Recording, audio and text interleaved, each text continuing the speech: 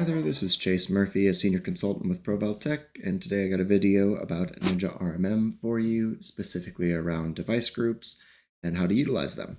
To get to the device groups, you head over to the devices area in the upper left, click that.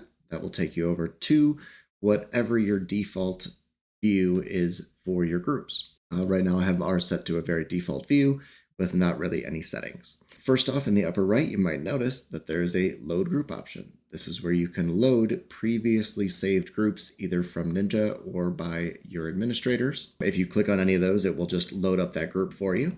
You can exit that group by either clicking devices here, going back to the devices on the left side of the screen. Either way will work.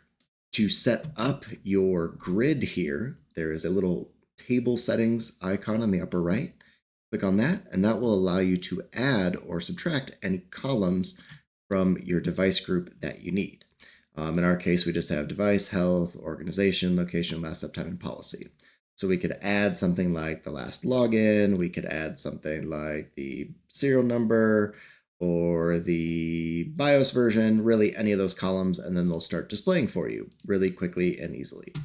Some other options, you can select specific software. So let's say you're looking to see who has Firefox installed. We can look for Firefox, add, you save it here, you'll see it on the list on the bottom, and then it will show which devices have that software because it will pull a version information back from it. If there's no version information, that means it's not installed or it didn't find the software. And you can do that for up to 5 at a time. So if you're, for example, you're trying to deploy a software like Firefox out to all of your partners, you could go in here, check to see who has it, and then you could either schedule a task against the group, or you could set up a monitor against the endpoints and deploy it that way, or you could use the third-party patching options. There's a lot of ways to get this installed, but this is the easiest way to audit it and see where it is deployed. So that's a really quick and easy way to get the columns that you want. Once you have the columns that you want, you'll need to be able to save the group, which you can't do until you've added a filter. So the way that I get around having to add a filter is I just search for the operating system type, OS type column.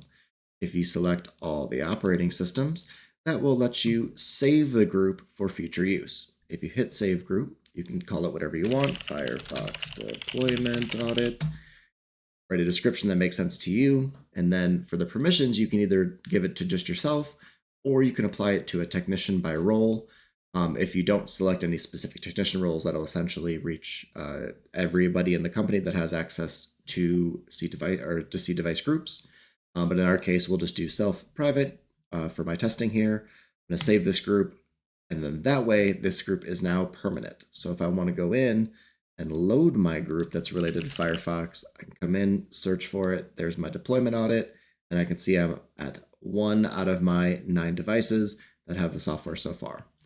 So that's a couple of easy ways to use the device groups to be useful for you. If you have any useful ideas or thoughts, please leave them in the comments below. We'll have a new video for you coming up soon. Thank you.